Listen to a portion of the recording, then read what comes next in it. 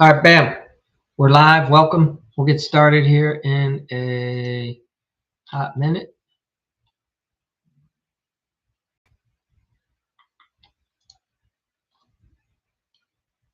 Hey there, Matt. Welcome. We're just getting started.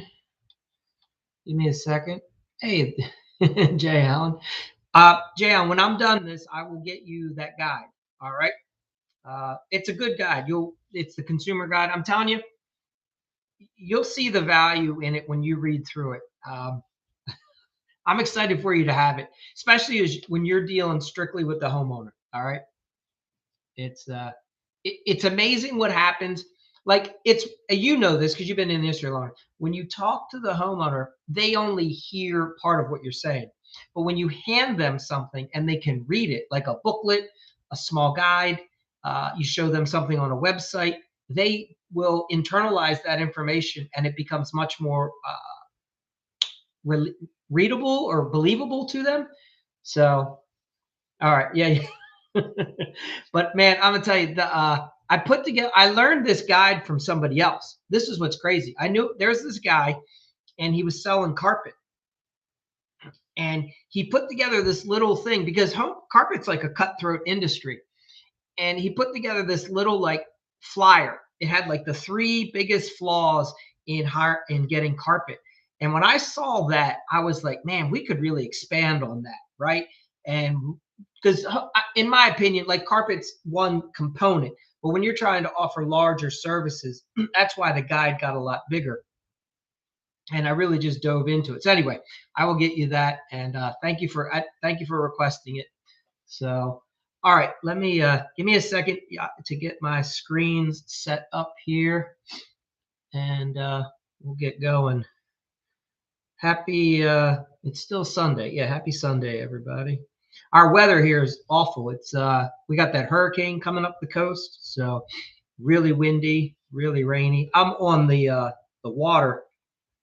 Fortunately, we're not getting high tides right now, but or flooding, at least where we are at the moment. I'm inside of the bay, but it might be coming. It's never fun when it's storming at night and you're worried about water. All right. So let me, for those of you on YouTube, let me get you the screen share. Hold on one second. So subcontractors. Now, Jay Allen, this will be interesting for you because you play both sides, right? You're the sub sometimes, you're the direct guy.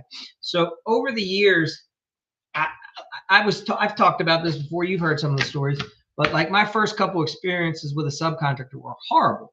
And it was because I was stupid, naive. I did all the dumb things, right? Hired the cheapest guy, couldn't recognize who were drunks, who weren't.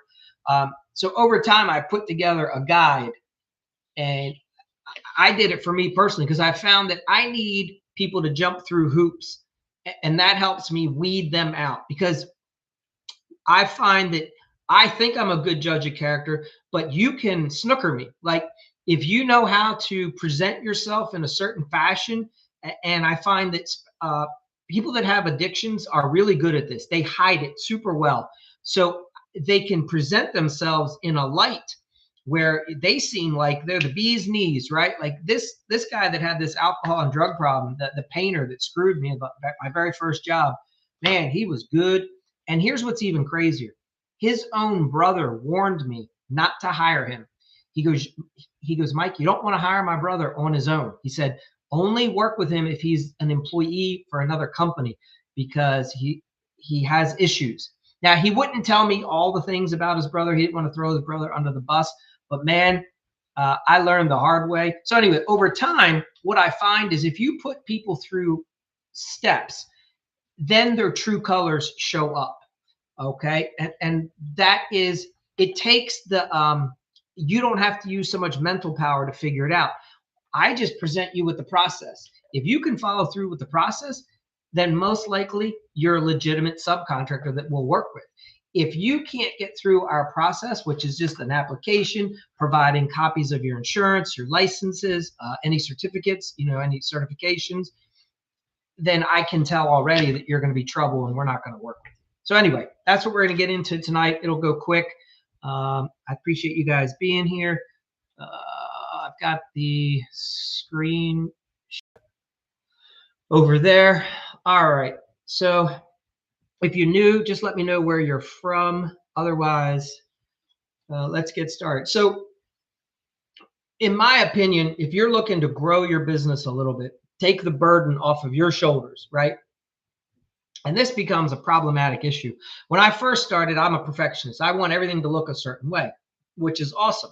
And then it also becomes your Achilles heel if you try to grow, because you end up, I recognized that I was doing too nice of a job for most customers. For what I was charging and what I was, the quality that I was putting into their house, it was way above and beyond what we should have been doing. Now, that's a tough pill to swallow as well when you start learning that you're overperforming and being underpaid in some respects. All right.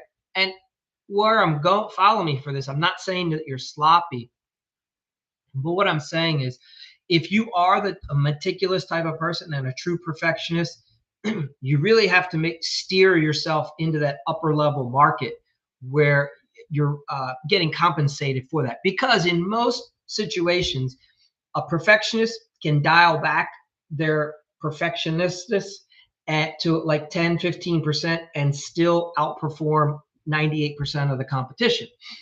And if you want to, hey, Sino, it's good to see you here. I haven't been a couple of nights.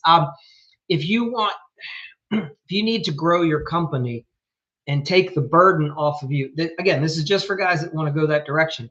You have to bring on team members, and that's when you have to let go of the reins, right? And recognize that, hey, at the end of the day, is the homeowner happy?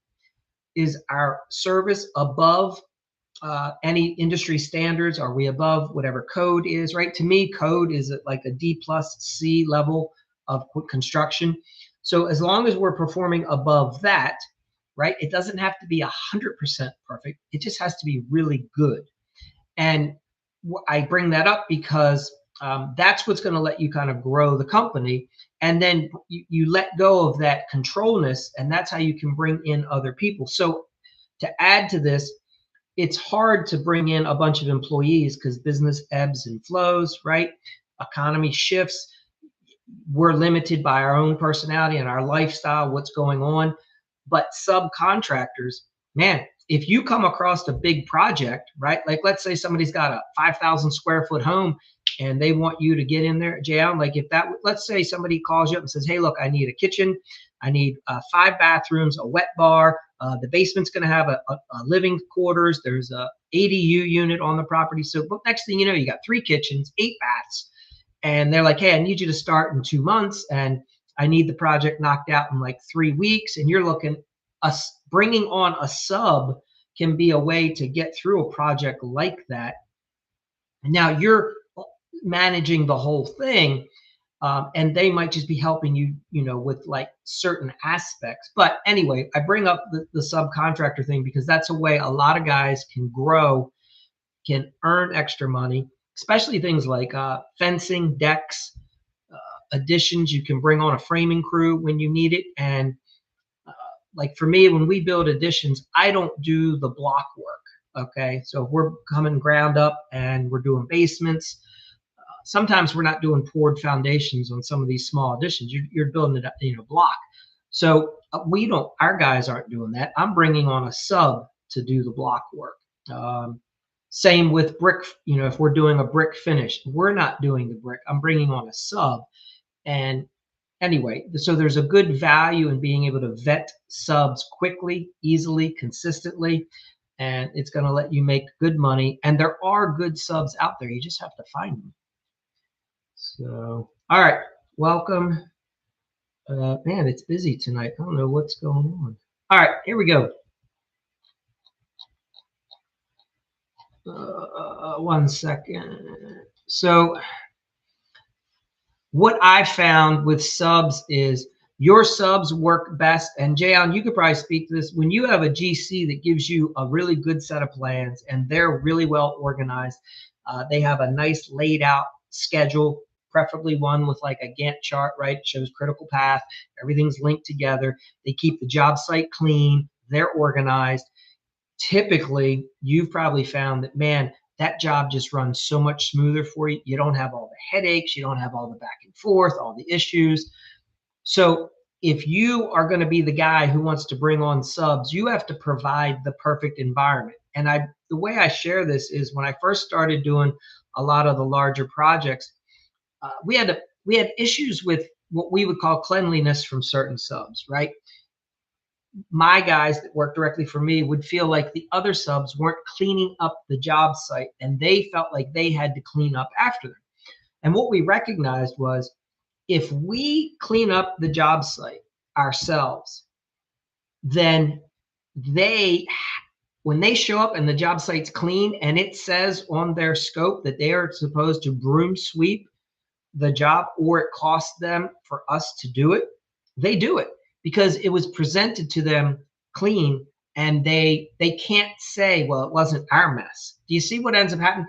And where I'm going with this is, if you're doing framing work and your guys leave all the scraps, there's sawdust, net, whatever, there's just piles of crap everywhere, and then the plumber or electrician come in and start to do their work, and they're having to kick your crap out of the way and move, they're most likely going to leave a lot of their trash because you're leaving your trash. Whereas if you clean up, you get this, if you clean up your shit, the next guy has to look around and go, damn, that's all my shit, I should clean that up or I'm going to get charged the fee.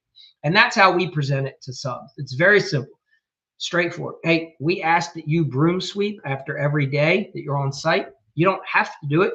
If we do it, then we just charge you the $150. Otherwise, you do it.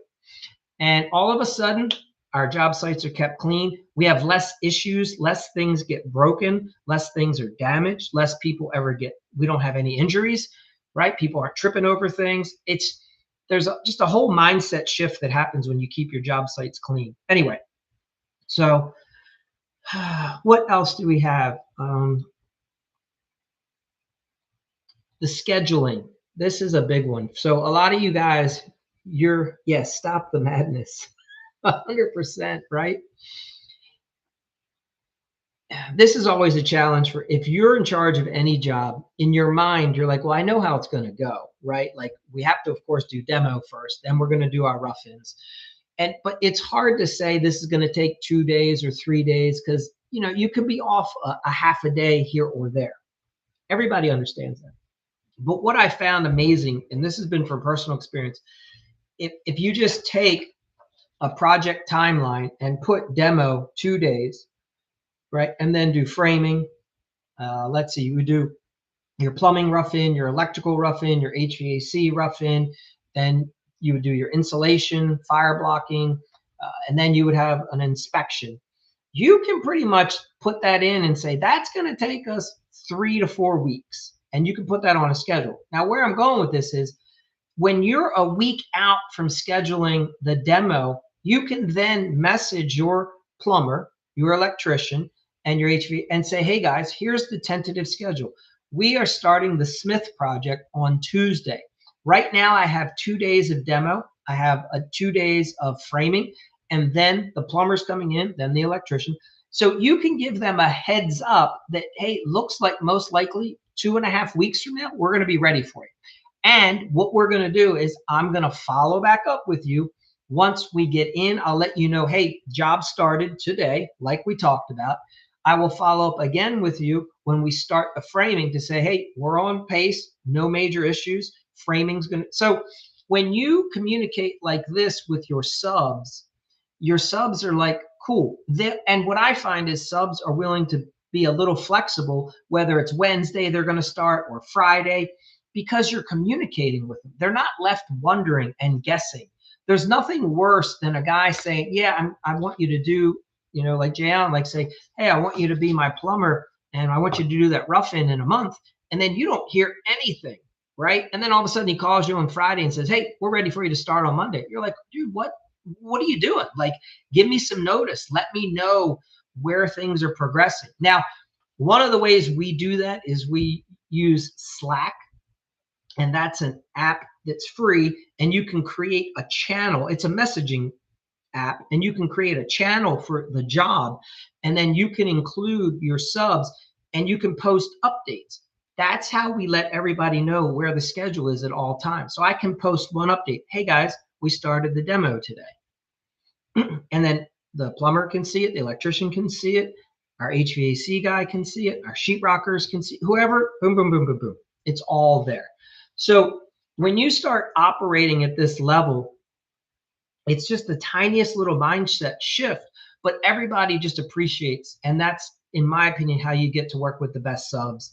And then my subs, I find over time, we work together to come up with competitive pricing, but it works for them as like Jayon, it would work for you as well, because we're keeping you as efficient as possible. You're sharing with us what is it the things that we need to do to help you get the job run as quick as possible, right? So when we all work together, we win.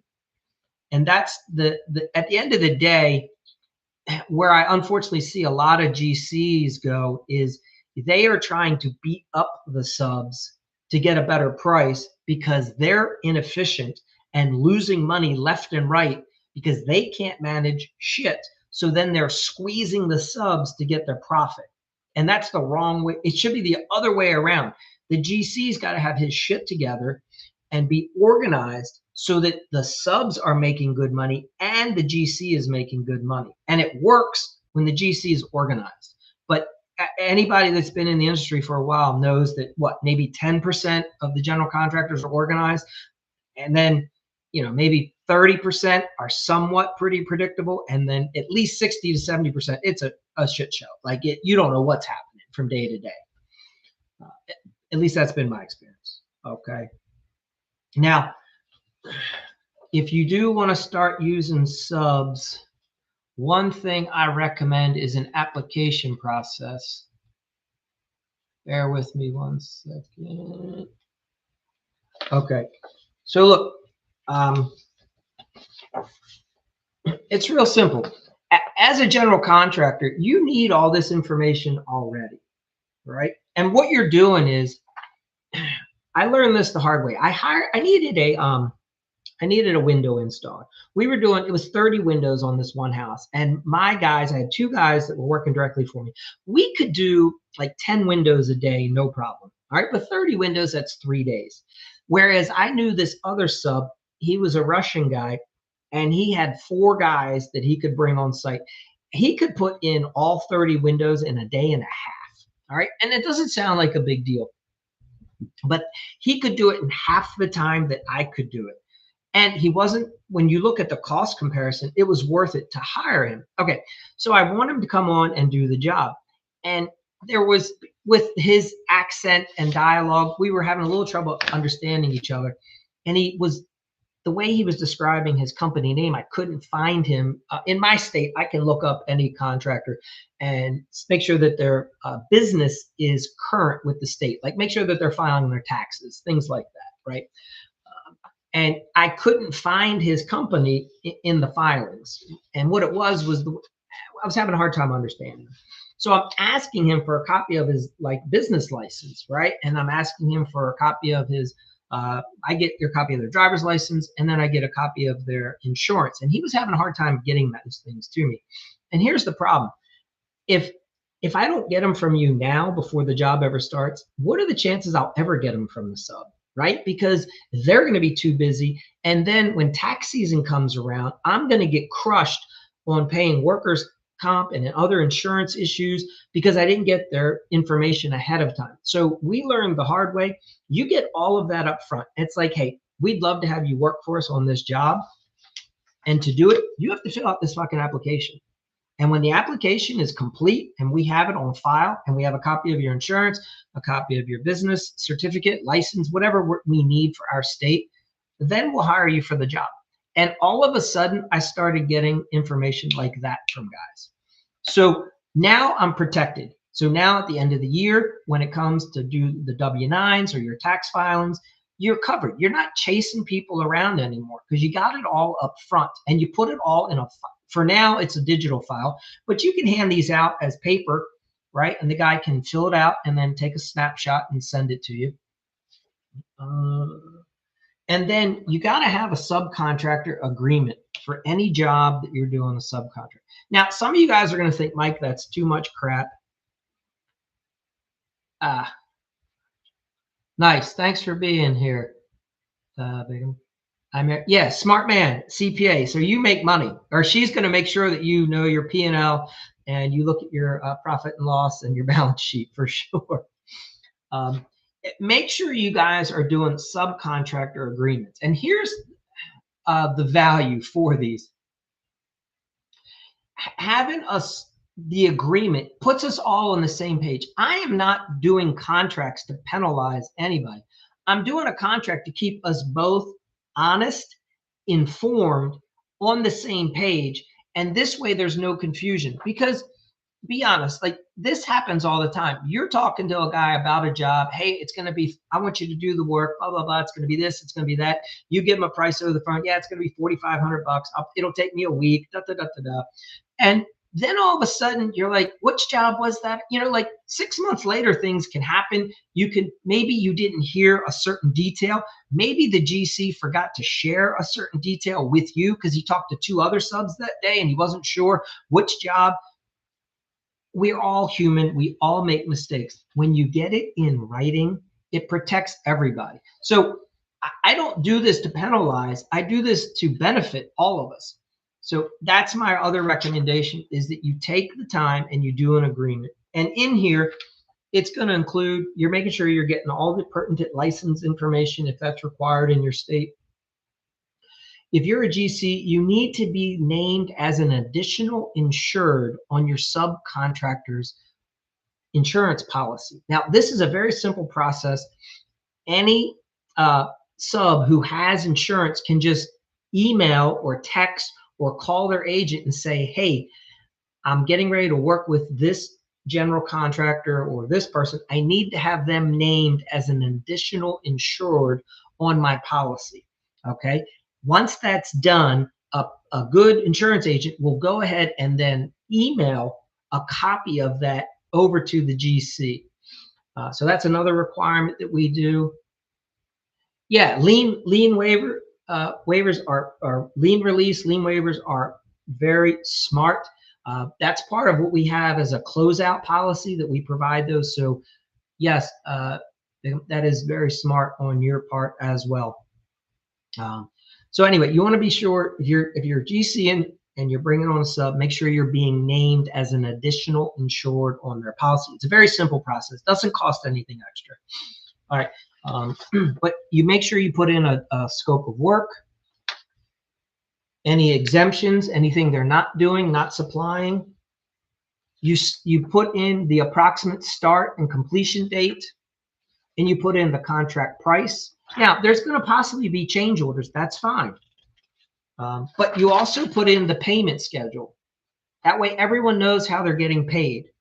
Now, for us, typically, as we got better relationships with our subs, we didn't often do much of a deposit. In the beginning, yes, we did sometimes, but as relationships went on, most of our subs worked with us so as a GC, I wasn't always giving a big deposit, but I would work with them. So here's the way we would work.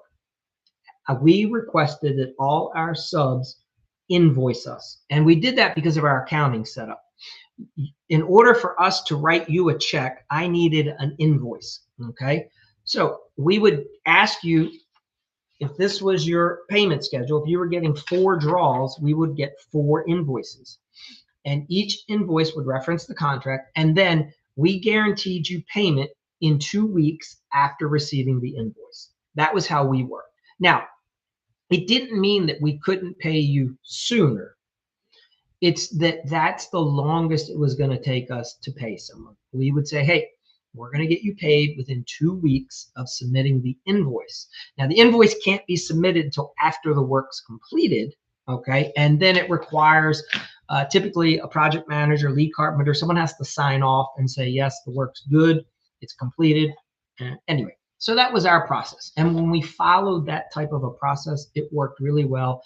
And I never had any complaints from any of my subs. I'm not saying that there weren't issues potentially that I'm not aware of, but most of the subs, like 10, 15-year relationships, no problem. I don't know. I don't know what your all's experience has been, but that's what it's been like for me. So, and I found that some of my subs would take this process and duplicate it. They would just, take our company information off and they would utilize it as well. So that let me know that this is something that others were finding beneficial. So what else do you guys need to know? Yeah, and then we provide subs with our job site policies, right? Little things like that. Let me see if that's in here. Where do I keep that copy? I talked about this the other night. If you're going to hire a sub, I recommend you finding out where they're working now before you hire them for the first time. You go and you check out jobs that they either have just completed or are completing, and talk to past clients. Anyway, things like that. So, also, yeah, very good. Let me see. Collect the paperwork. And again, this has been my experience, and I find it's been a little unique. I don't see other people doing this. I've come in and helped other companies, and they don't do this with their subs, and it baffles me. I literally, if you were going to work with another subcontractor, after the first project, everything goes good, I recommend you having some sort of a meeting with them where you say, hey, this was awesome. You guys did this, you did that. We appreciate that. Going forward, how can we make this work better between the two of us? What is it that we're not doing as a company that you would like us to do, right? What is it that you wished other GCs did to help make your job easier? And you will be shocked at the fucking simplest basic feedback that you'll get from some of the subs that makes their job so much easier, especially things like roofing, siding, anything. So to me, these little meetings were invaluable, and it really helped foster a win type relationship where me and the sub were now a unified team solving the homeowner's problem, as opposed to like that. Sometimes there's this confrontation between the GC and the sub. And I think it's because GCs just don't know who to argue with. Like they're frustrated, they're upset. And so they think, well, I can't argue. I'm already arguing with the homeowner, so now I got to argue with the sub too. I don't get it. But I'll give you an example. We were doing a big job for this. There's a guy in this. So Maryland has some wealthy people. One of these guys is a huge publishing like magnate guy. I don't know. He's a big publisher. He's always going up to New York. Has a huge estate out on like kind of just outside of the Washington D.C. suburbs, but he's in Maryland. Has a bunch of acres. Has a big barn. Beautiful old. It's a newer style house built to look like an older farmhouse. So everything in the house he likes older looking. Okay, but it's, the house was, I think, built in like 98. So it's newer construction, but it's built to look like something from like the 1900s. Anyway, we're redoing, part of the package was to redo his barn, all exterior work. And when we got into it, we explained to him that like, we're probably going to find a lot of rot and there's going to be change orders and issues.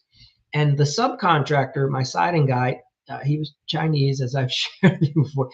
He was worried that, like Mike, he's like, this job's going to probably balloon. Like, I know that we're budgeting this right now, but I can only imagine what it's going to be like behind that. So the three of us all sat together, me, the siding contractor, the homeowner, and we had like an honest conversation. We're like, look, this is all that we see right now, but we have a feeling that things are going to go south on that wall. Particular, we could tell like it looked like issues were going to be there. And by having a team approach where we all talked about it, it just worked out so much nicer. The homeowner was prepared for it, okay? It wasn't us trying to stick it. I wasn't trying to stick it to the sub saying, you got to fix all that. You should have known. The homeowner wasn't expecting it. We had all brought it up and said, look, we'd like to charge this price right now because this is what we can see, okay? We think that there's going to be an issue there, but we don't see it. Now, some of you might have handled it a different way. You might have said, hey, I'm fairly certain there's a problem back there, and I'm adding $5,000 to the price. And then if it isn't there, we'll talk later. Or you might not even say anything. That wasn't our approach on that job. We just had anyway. But what I found was that helps bond you and the subcontractor to where you're on the same team. And for us, that provides a lot more success, especially on jobs that very easily could have a lot of contention and stress, because And that job, all of that came up, and not the contention and stress, but what I mean is, yeah, the barn was a disaster. Like so many issues, so many things had to be fixed. And as you know, like this framing member, when we had to fix that, then we found out that this was bad up there and that had to be addressed. One of the footings was bad. We had to address that. Like anyway, it just ballooned into like another month's worth of work, and it slowed everything up. And also, as you guys know, a lot of times on big jobs like this, homeowners don't even always know what they want. They think they do.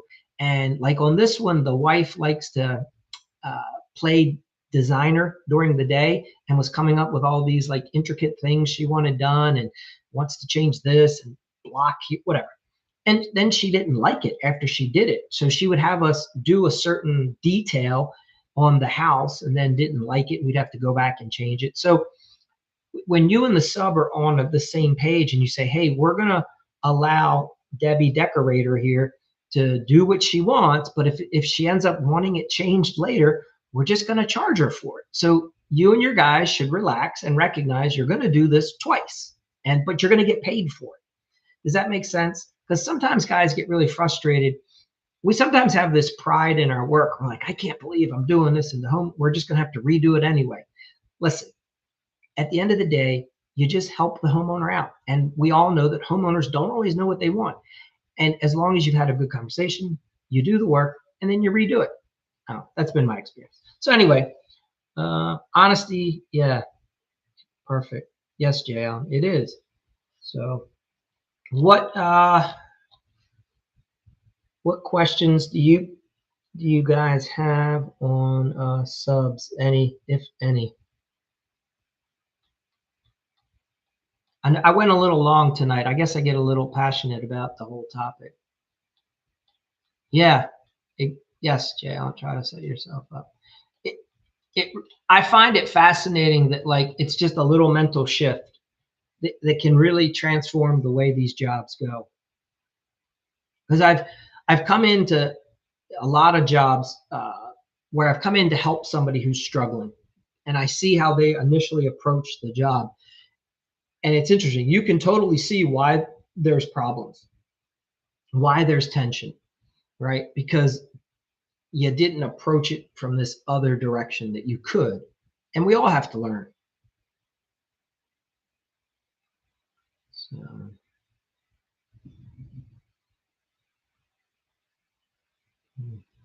yeah.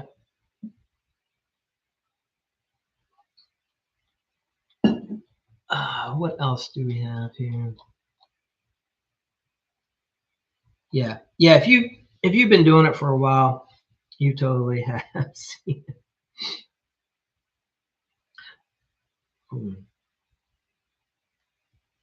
And it's an interesting industry. The second project I ever did, Jayon, you'll probably understand this. We subbed out, the plumbing. It was a full. What were we doing? It was 2 baths, kitchen, all new plumbing. I mean, from the street to the house, the city brought in new supplies, and then basically our subcontractor had to replumb the entire house. So all new supply lines, all new drain lines, all new vents. Okay. And he was a smaller outfit, so he had to bring in a couple guys to help him get the job done because we needed the rough-in. He had 1 week to do the rough-in, and so he brought in a guy or two that were subs for him. He called them employees, but they were subs, and he didn't give them the best direction, and he wasn't on site overseeing it, and they were a little confused about the plans, and we ran into some issues. So generally, if you have good communication, you can alleviate that. But nowadays I know to check with the sub, and you get a better understanding. Like, hey, tell me about your setup. How many guys work for you? How are you structured? Are they subs? Are they employees? What's your volume? How can you handle a project like this? If we were to assign you a project like this, how would you go about getting it done? And that way, as a GC, you just have a much better understanding of what you're getting yourself into. I just never make assumptions. I never know. Like one plumber I work with, it's the dad, the son, the brother, the cousin. there's like 5 family members. Now they all kind of have like their own businesses, but then yet when on bigger projects, they can all come together and knock out a project like nothing. So like you just never know when you're talking to one guy what his connections or resources are, you know? So, but all of that helps when you're trying to figure out your schedule.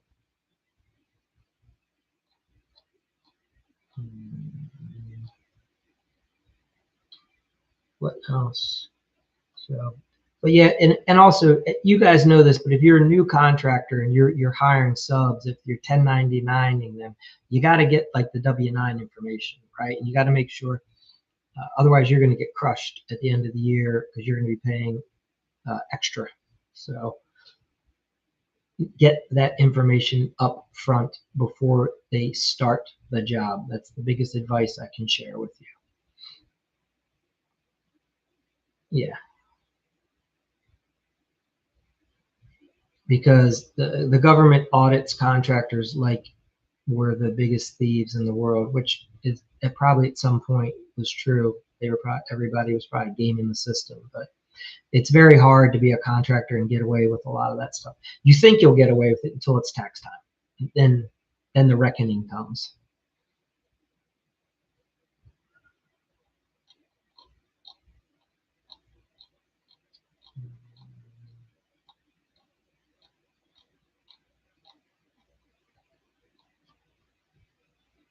So what else if anyone has any questions? If not, what I can say is the best way for me, the way I find subs is I just drive around projects. Like I literally drive around wherever we're going to be working. I will just take part of a day and drive around. Or if I'm going to and from a job site or to a supply house, I will get off the highway and sometimes just drive through different back roads, neighborhoods, and I will look for vehicles, subcontractors at the supply houses, right? And I'll just introduce myself to people. And that's how I've been able to find many of the best subs. And then I ask, so I've shared this with a lot of you guys, regardless of your trade, I recommend you go around and get yourself set up with accounts at each of one of the major suppliers for the different trades. You should, as a GC, you should have an account at least 1 or 2 lumber yards, at least 1 or 2 building supply companies, plumbing supply houses, electrical supply houses, etc. Right? Roofing and siding distributors. Because later on you can go back to those places. You can talk to the manager, you can talk to the sales rep, you can talk to the counter guy. Just don't try to do it at 6 or 9 in the morning when they're swamped, but maybe go in there closer to lunchtime and say, hey, I'm looking to find another sub for this type of project. Who do you recommend? And they know who the legitimate guys are, the guys that are organized, the guys that pay their bills on time, the guys that are sharp. You know what I mean? So you'll find good recommendations. They might not give you a lot of recommendations in the beginning if they don't know who you are. So you might have to do a little bit of business there yourself and be friendly and just, spend a few extra minutes getting to know the people within the business, right? Don't come in like a jerk rushing around. Anyway, all that can help you find a good team of subcontractors. So, and usually other subs know other good subs, right? Like Jay Allen, you as a plumber, I'm sure that you know who good electricians are and who the bad electricians are and who the good framers are and the bad framers are, because you're like always sandwiched in between them. You're coming in right after framing, and then, the electrician and you are probably jockeying for who's going to be putting in what, when. But you start to, you as a tradesman yourself, you can tell quality. It's not that I'm not saying you know how to do electrical, but you can tell when another person is doing quality electrical work as opposed to, yeah, they're hacks. So thank you, C. Knowles. Appreciate it.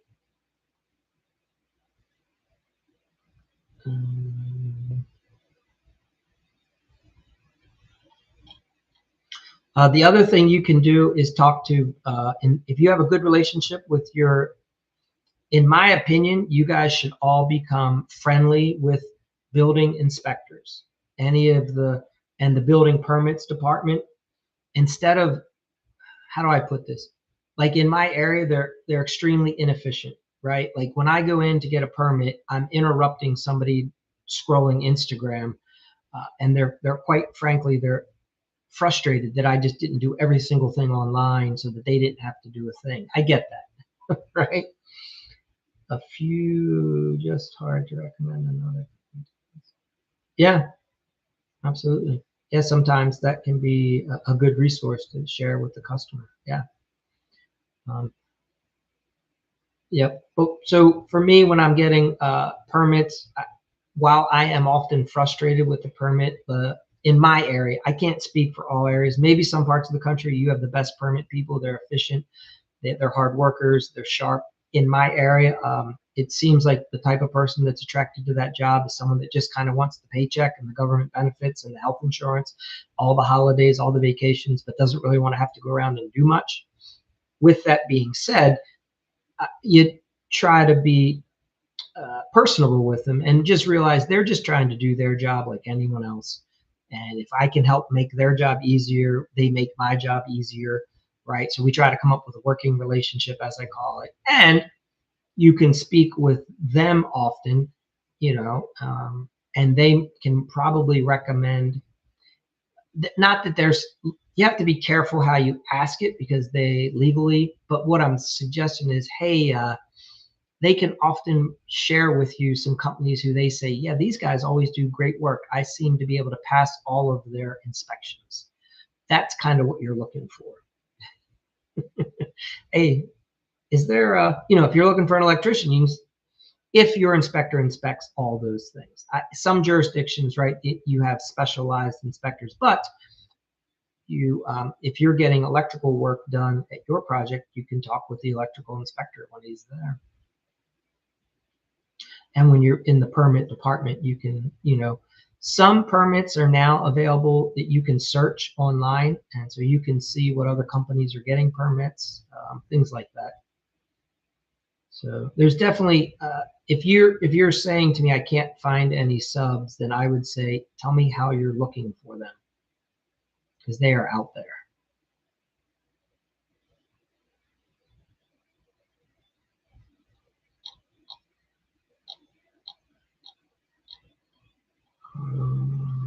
Where is the...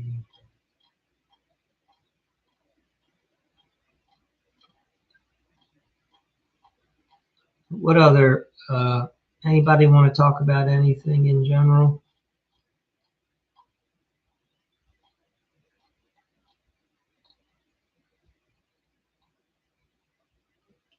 So I can go over, if you take a screenshot on YouTube, you can get the AI prompt. I'll show it now. Basically, if you want to use AI to help you with this process, you just ask it to, you tell it that you're looking to build the most professional and efficient subcontractor agreement system possible. So like my website, all this stuff, you can purchase these things. They're available. If you're in our Rebel program, you have access to this. If you want to create your own, you can do that as well. It's not that complicated. It just takes time. But you can go to AI and say that you're trying to create a subcontractor management system for your company. You need a standard operating procedure, and you want to be able to find and attract the best contractor subs in your market. You want to learn how to vet them, right? You are looking for an application for the process that they fill out. You need a checklist to make sure that you're getting things like the W-9, the COI, their comp waiver, references, all that jazz. You make a consistent subcontractor onboarding system. You have a pre-job welcome packet. You send them a list of the job site rules. You talk about your company hours, like we work 7 to 7, and our subs need to abide by that. Okay, our subs are not to be on site working at 10 o'clock at night. That's not how we do it. I'm not saying that some companies don't do it that way. We just don't, and we let our subs know that up front. Okay, subs have to know who to report to. So for us, you go right to the project manager, lead carpenter. You don't talk to me about it or the sales rep. You talk to the project manager. And that's part of your pre-construction meeting where you transition from sales over to production. And then you obviously there's a safety and a scope expectation sheet. So anyway, and then you can put in some sort of a tracking system, and then you should have a process that you. So we will work with our best subs, and over time we give them benefits, a gift certificate to something that we think would benefit them, a spa day, a gift card to go golfing, a gift card to a Bass Pro shop if they're into like outdoor sports, whatever.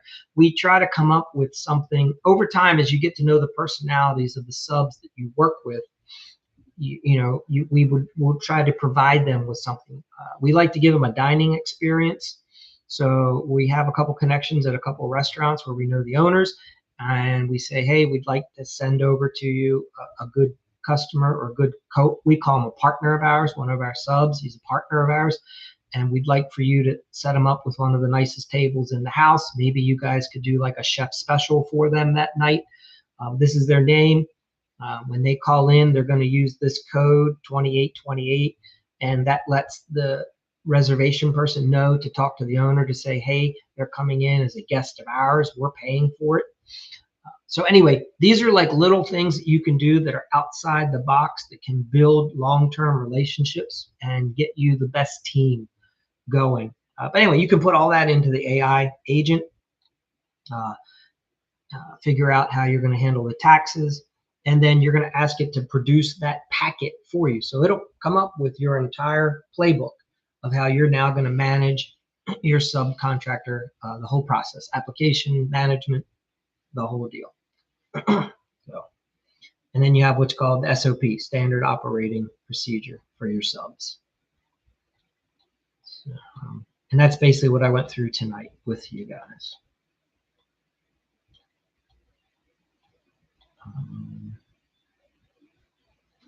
It really is. I'll give it. I don't know what everyone's aspirations are, okay? And I'm not trying to put any external aspirations on anybody, but I can share this. So in my area, we have companies that are struggling to do 300,000, and we have companies that are surpassing 30 million, okay? Either is available, and anything in the middle is available. It just depends on what your personal goals are as the owner of a company, okay? Like, it doesn't, you can get to any level that you want if you're willing to do the things that you have to do to get to that level. And I share that because, so for instance, one of the companies I was working with, they were struggling. The guy had been in business 23 years, him and his partner. They just started their home improvement company to have a job because, quite honestly, they had both of them had alcohol issues and had trouble keeping other jobs, but they decided to start a remodeling company, and then they both got sober, and that's when their business really started to do well. They were able to grow. They had like about 10, 20 people, whatever, floating here and floating there. You know, they got up to like $3-5 million a year. And they noticed that there were a couple of their competitors, right, that they were going up against all the time, were doing 25, 30. And they're like, well, how do we beat them? And it was like, well, you have to start working with subs, and we're going to get their best subs to start working for you now.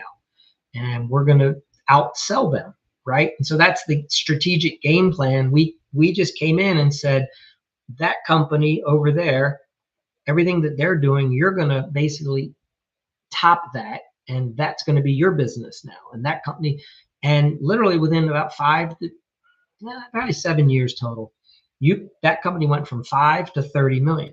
And the other company that was doing 30, they dropped down to, I think, like 20. Now they had some ownership issues as well. The owner was not the sharpest, so he was setting himself up for someone else to kind of take his business away from him, right? If you're doing a good job running your business, people won't take it from you, right?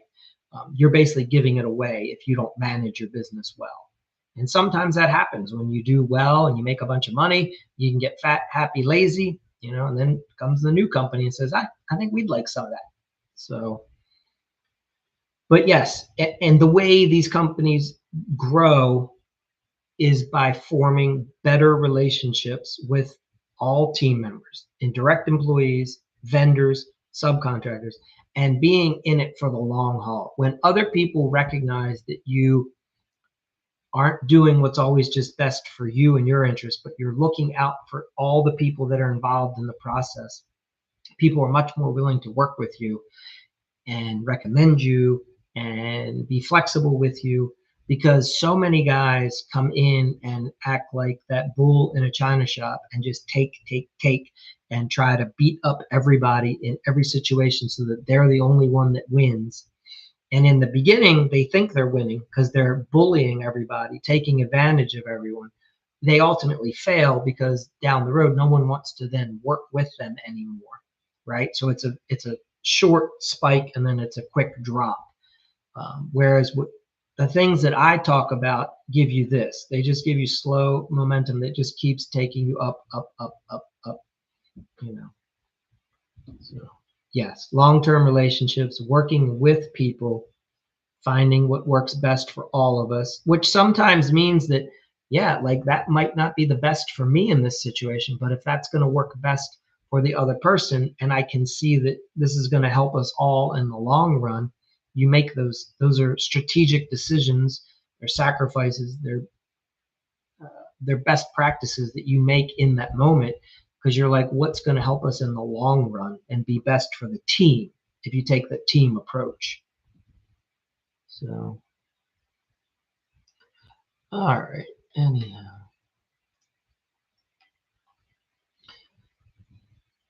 Any other questions? All right.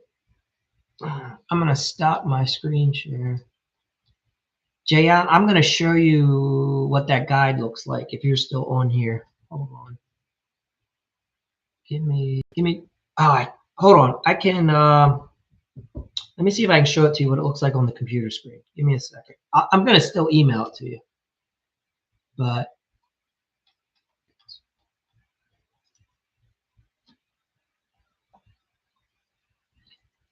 it's going to be in like a PDF form that I'll send it over to you. But we can look at that real quick.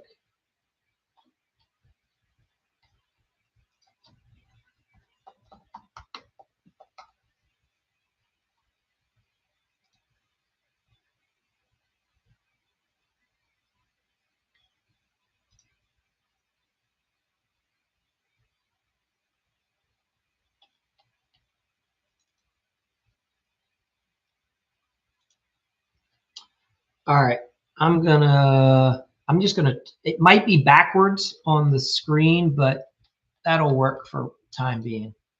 Give me just a second.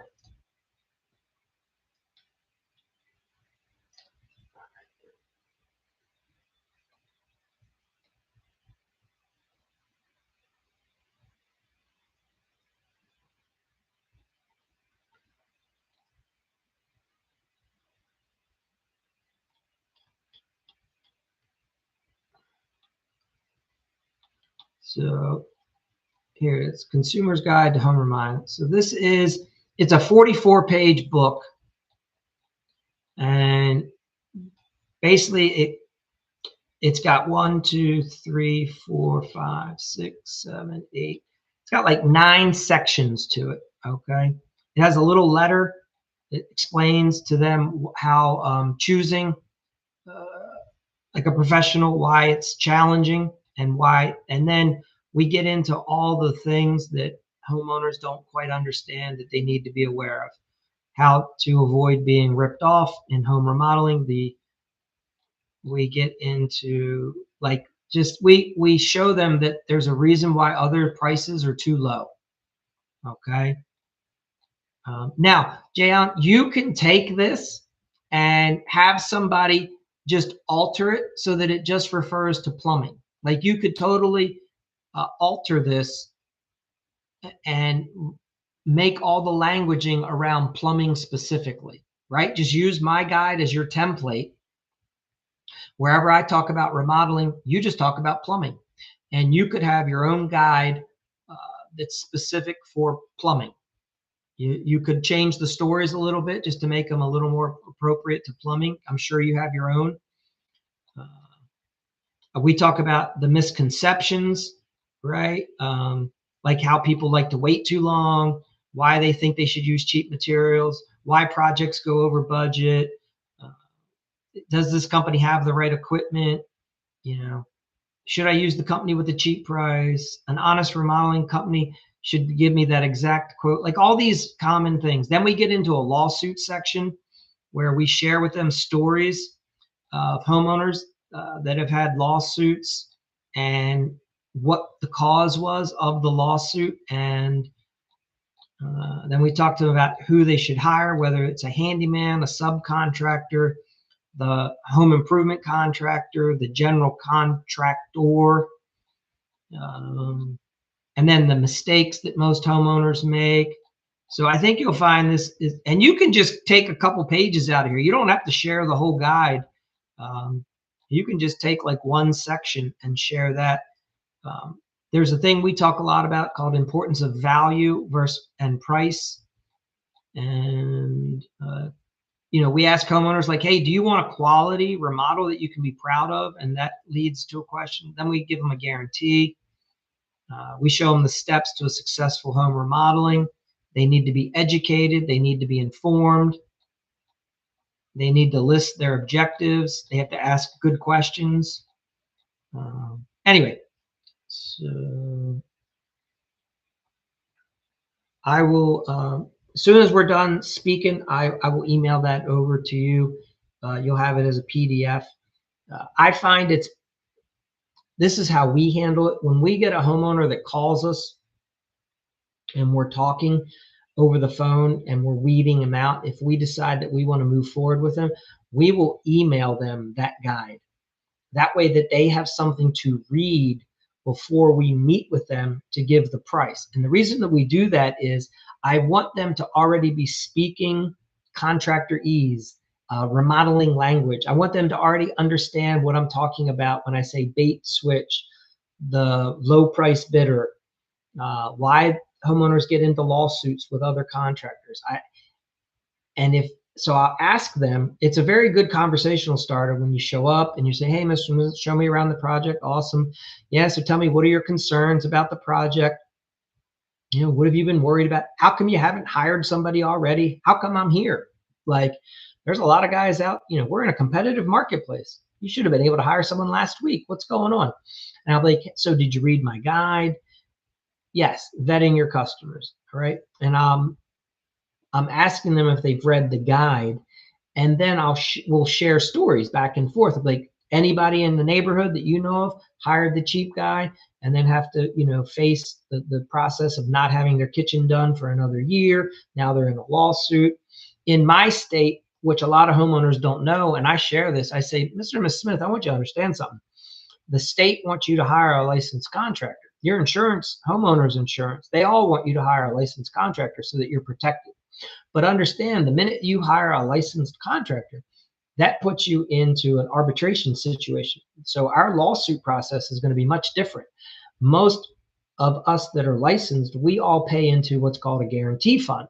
And that is in case there is an issue here, that there are funds to help pay you out. Now, so that's one of the benefits you get by hiring a licensed contractor. The other benefit you get is we don't want that to ever happen. So we're going to do what we say we do. That's why we went and got licensed in the first place. And that's why we pay into the fund, right? So that we can offer you the guarantee. And when you start giving homeowners a lot of this information, they don't know how this process works. But when you start sharing with homeowners, hey, if you hire an unlicensed guy, which you are free to do, this is America, but understand that your homeowner's insurance policy, they may cancel it. They may not renew it when they find out that you've been doing unlicensed work here. When you go to sell your house, certain jurisdictions now are looking at the photos and the description of what you're saying. If you say renovated bath, master bath, this 3.5 baths, but your tax record only shows 2.5, there are jurisdictions now that are coming out to you and assessing you with fines for not getting a permit. So the other thing is, if you hire an unlicensed, uninsured guy, that's their meal ticket. And here's what I'm saying. If you hire me as a day laborer to come work for you and I fall off your roof, I'm suing you and your homeowner's insurance policy. That's who's paying me. You could end up losing a lot more than you're gaining by trying to save 500 bucks. So you have, anyway, I find that when you share that information and have that kind of a conversation with the homeowner, they want nothing to do with the cheap person. They don't say that to you in the moment, but all of a sudden you're like, oh, they're returning all my phone calls. Wow, like they want to have the next meeting. They can't, like they're ready to sign the agreement tomorrow or tonight even. Like it's amazing how everything shifts. So that's my 2 cents on, that's why that's the power of having that guide.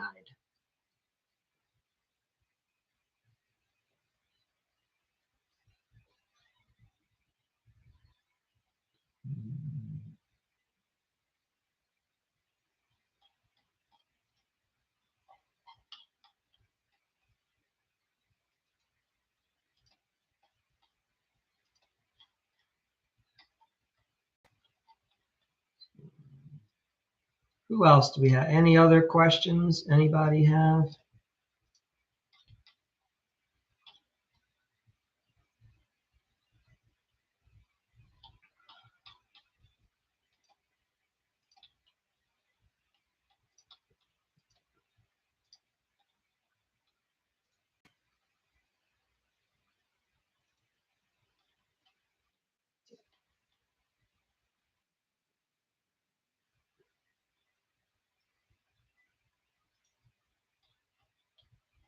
I'm on the East Coast. I'm in Maryland. I'm just seeing that comment. I don't know when you posted the question. Atlanta, Georgia. Very cool. All right. Yeah. I live in a very litigious area, the DC metro area. I've worked in DC, Maryland, Virginia, Pennsylvania, Delaware, and Maryland's a very litigious state. Maryland is very protective to the non-business owner. Our state is very favorable to the person that doesn't want to work and wants to play the victim. That's just the reality. So so you can see over the years where my business evolved was watching a lot of contractors get sued, watching a lot of them lose their business. It's unfortunate, it's sad, and recognizing that a lot of contractors most contractors get into the industry because they have a good heart and they want to help people and they like fixing things. So they want to go fix things for other people, right? Now, a lot of contractors, if you pull them aside and be honest, part of that is that there's a certain discomfort we have about fixing things for ourselves. And what I mean by that is there's something in our psychology where we have a lot of our own problems, right? Like there's shit that I should probably be doing right now instead of being on this live, right? To help my business, to work around my house, whatever. But I enjoy this side of it. And so some of my own personal stuff gets neglected. And I have to constantly recognize that I need to also be taking care of myself and protecting myself first. And when I do that, now I put myself in a good position to help others. And part of that is protecting yourself legally, because in the beginning, when you're not making any money, whatever, just have at it. But when you start making money, people want some of that money, okay? And you want to just do everything that you can to protect yourself. And it's a lot of just little simple things that are required. Just make it a little more difficult. That's what I'm trying to say. That's why you have the contracts, right? That's why you have the daily job logs. We had a lady, I probably shared this with you. I worked for this one lady, husband and wife. They had 2 kids, great couple. Lady was very pretty, attractive. She used to like to flaunt the way she looked. She would like to ride around her property and cut the lawns in tank tops, bikini, whatever.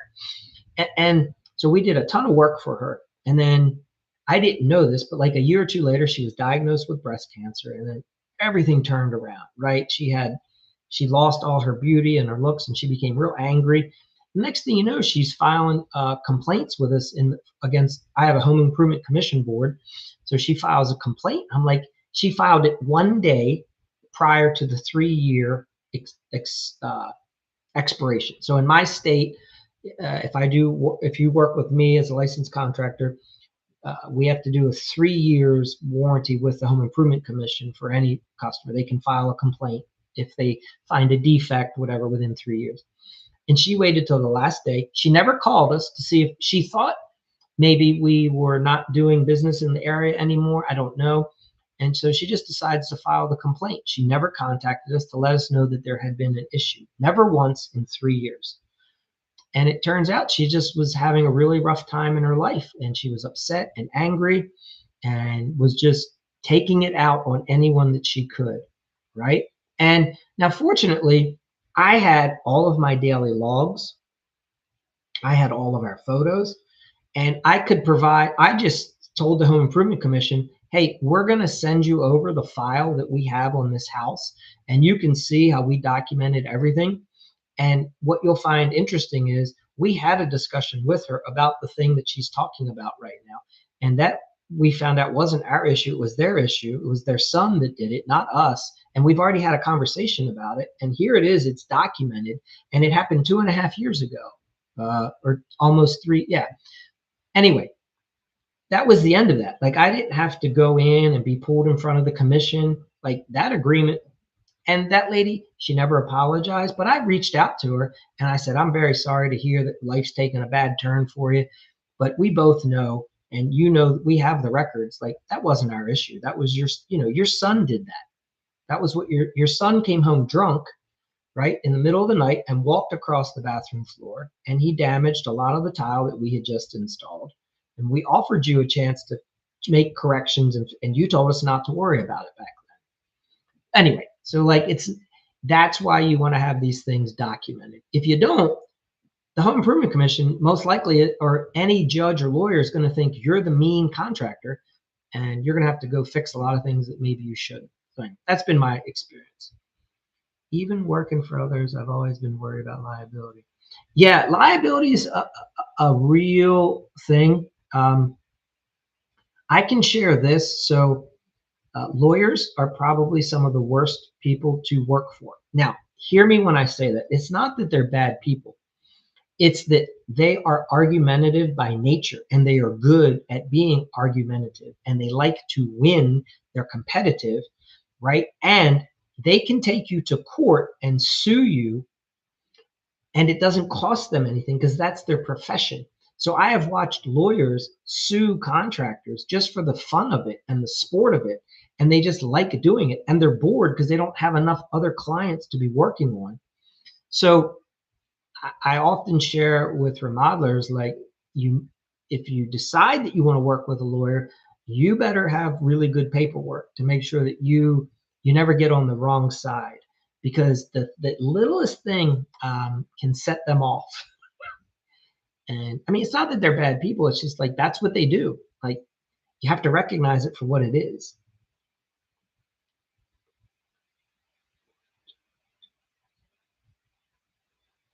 Yeah, you're right. Yeah, you got to, yeah. Yeah. A lot of times as a contractor, we over care.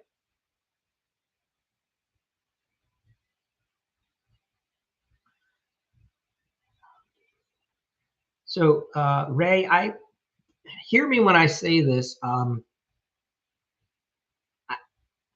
Unless you don't have other resources in your area, I would not be ordering from Home Depots, Lowe's, Menards. I'm a big believer that they're kind of the downfall to many a contractor, because here's what's happened. Like, these big box stores came in and they said, you have a lot of really good ma and pa building material companies that were located throughout the United States years ago. And the Home Depot and Lowe's recognized that they could come in and, through market share and buying power, crush all these independently successful companies that were knowledgeable about what they did, and they cared about the industry. So you have these big box stores that came in and decimated the industry, and then it's been a race to the bottom, right? They drive the price down, they drive the competition out, and then they start bringing the price back up, but they don't bring up the quality. The quality is absolute crap. And it has permeated this discount mentality because it's all about where the pros go and the DIY and the merging of the industry.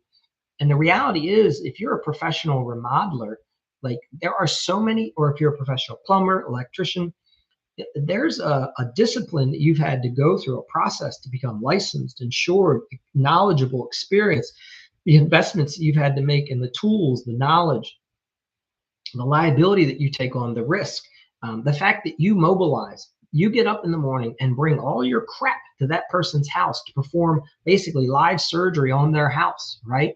You're not doing it in a controlled environment in your shop. And homeowners look at you like you're the devil because you want to make a profit now. And it's a lot of that's happened. So anyway, I share all that to say I would try not to work with the big box stores. And on purpose, I would work with local building material suppliers, TW Perry, Beacon, whoever's in your area, because they're going to be set up and they're most likely going to be more predictable.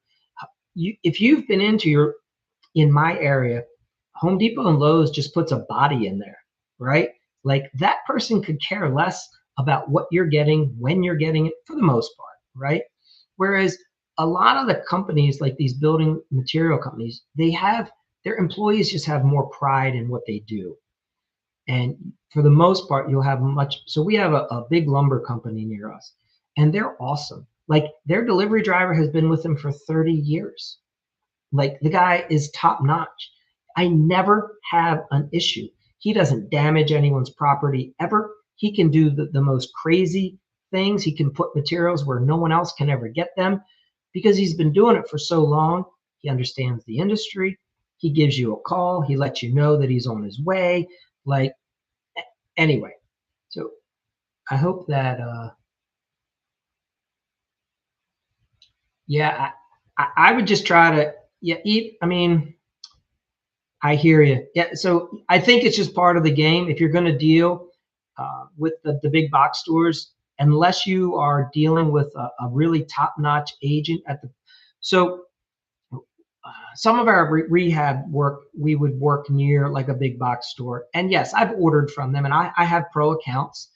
And there are some stores that have a really good pro desk setup and you'll find like a top-notch guy and you can order from them occasionally. But the problem is he has no control over anything else. He has no control over the delivery. All that's being subcontracted out typically. So that's a disaster, nightmare waiting to happen, liability. And here's the thing, like if these delivery companies start damaging stuff, like, yeah, they might be insured, but all that looks bad on you as the contractor. So if you're trying to save like a couple $100 going to the big box store, to me, there's too many negatives on the flip side to doing it that way.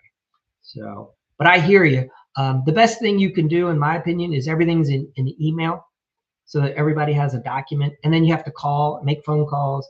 You have to follow up, you know. Yeah, pushing for an outside sales rep. Yeah, as you, with,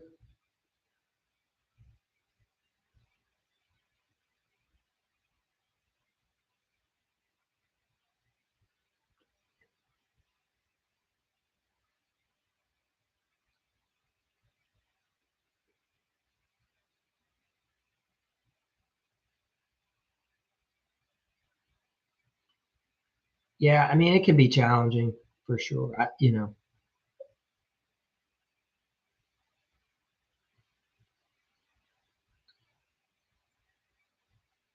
yeah, I guess, I mean, we have some really top-notch building supply places near us. I don't know what you have near you, you know, but I mean, if you have accounts, look, I'm just, if it's how do I explain this? I, if I'm ordering lumber, like big deliveries, you know, like 100 2x6s, you know, and I'm ordering 16-foot lumber, if I'm ordering an entire deck package, I'm not getting it from a big box store. There should be an 84 lumber around you. There should be somebody else that at least has a better setup, and they do this day in and day out. Yeah, so that would be my suggestion, and I share this with what I share with homeowners goes against what most guys are doing. Hear me when I say this. So one of the in my local area, like we were part of, we did kitchens and bath installs for 16 Home Depots, millions of dollars a year in kitchens and baths. So it's not like I'm not familiar with them, and I'm not saying I wouldn't work for them or with them or use them, but I understand how they operate. And I'm just saying that they are not set up to be a partner for the average GC who wants to run a professional business. They are totally set up as the cheapest alternative. Everything about them is low cost. They are doing everything bare bones, and it shows. And the homeowner gets the crappiest experience. And I explained to homeowners, like, that is not what you want. Like I said, you can get their coffee. It's free. Go to Home Depot every day and try their coffee. Nobody is getting the free coffee at the pro desk because it's trash. And I'm like, that is exactly what you're getting in general from the entire store. Understand that that's their mentality. So I strongly suggest look at if you have that option. And I get it. In some areas, these big box stores have driven out every available option. You might not, so that might be the only thing you can do. At which point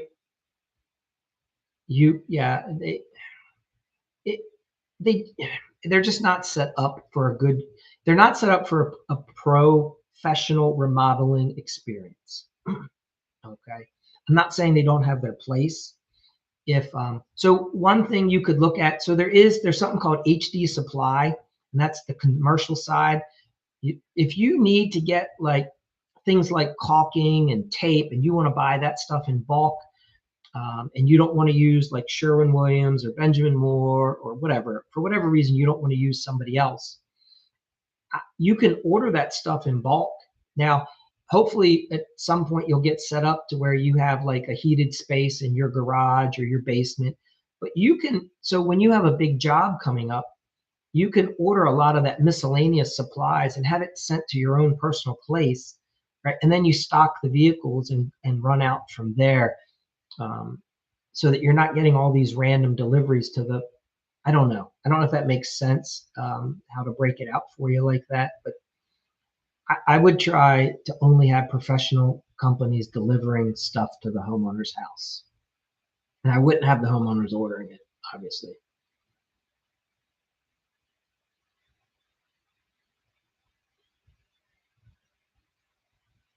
But there's definitely a progression that happens within the industry. I think a lot of guys, when you first start, especially if you're new, you only know the big box stores. You don't know that 20 years ago, this wasn't the way it was. Like you went to like, and what was interesting was it was intimidating to go to these supply houses because you had to like know what you were doing just to get around. And that's what I think frustrated a lot of people. So I understand why the big box stores became so popular, because they dumbed it down, they made it easy, right? And when the big box stores first came out, they actually hired professionals to work in the store. And so you really could get good knowledge and good help. That's not the case today. That the person working in the aisle, like, please, come on. There are some holdovers that have been with these big box stores for a long time. But the average person that works at that store, they don't know what they're doing. You know what I mean? Like,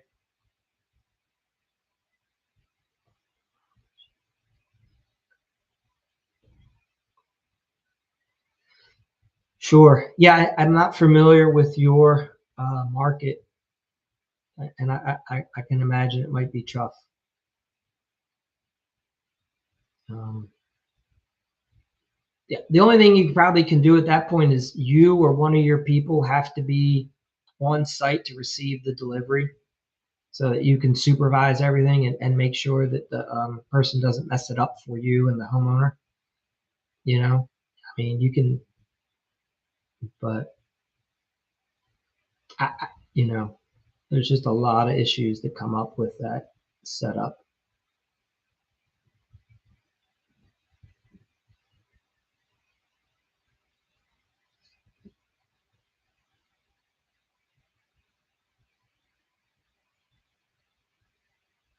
So,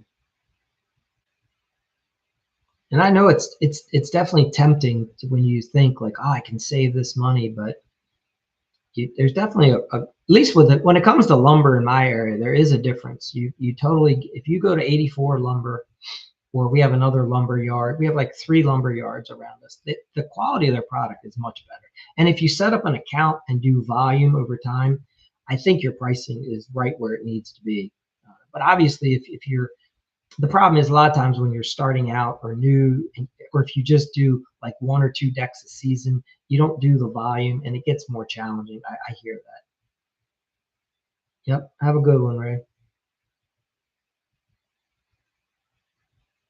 So, all right. That might be everything for tonight, unless anybody else has any questions.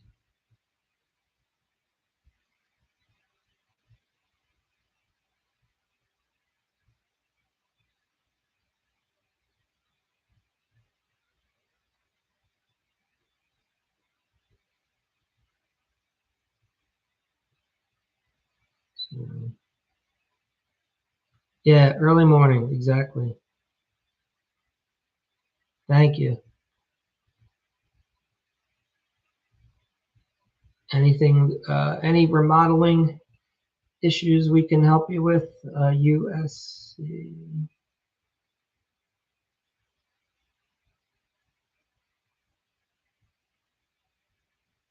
What are you asking? What part of the country do you work in?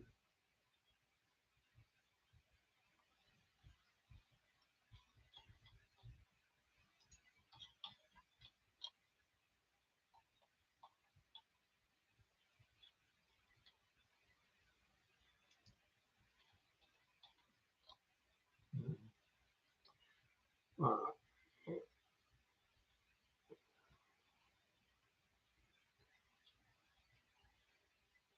all right, well, fellas, and USC, if anybody has anything specific, we can chat about it. Otherwise, gonna wrap up for the night.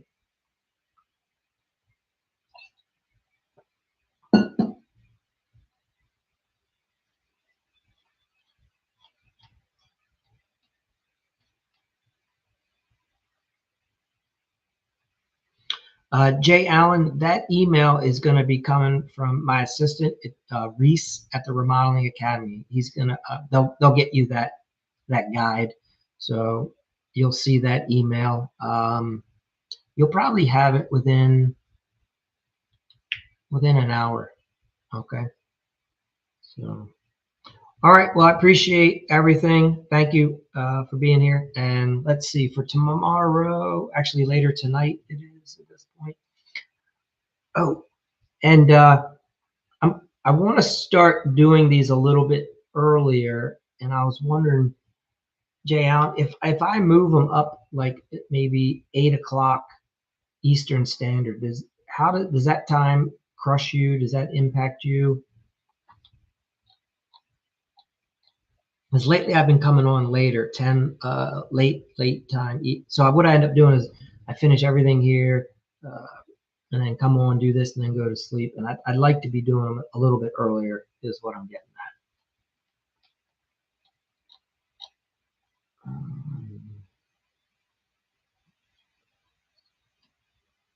So that's the thought. Tomorrow we're going to talk about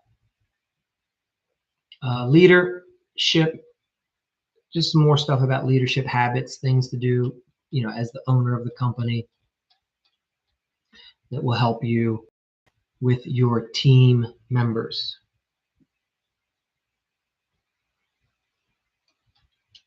Okay. Yeah, that's too early? Is that what I'm hearing?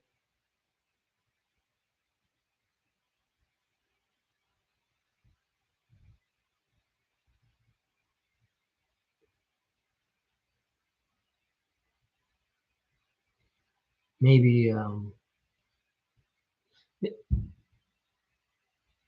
Yeah, yeah. Maybe 10 o'clock is going to be the time. I'm not certain. We're looking around.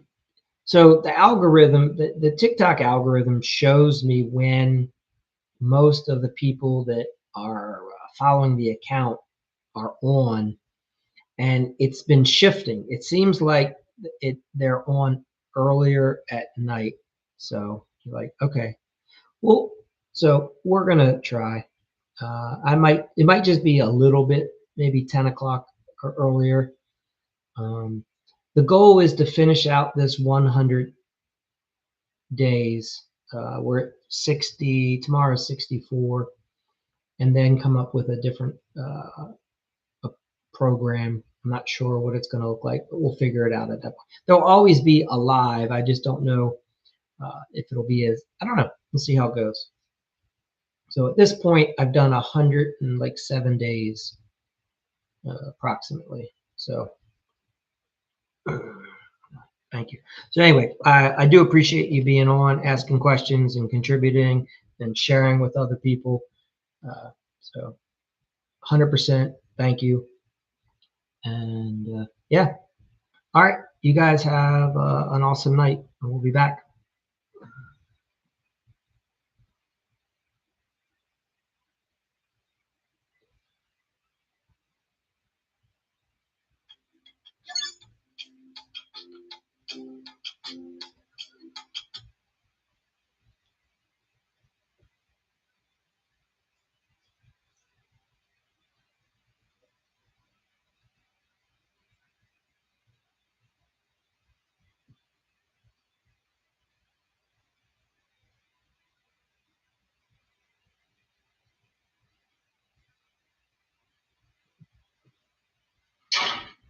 Yes, this is hallway.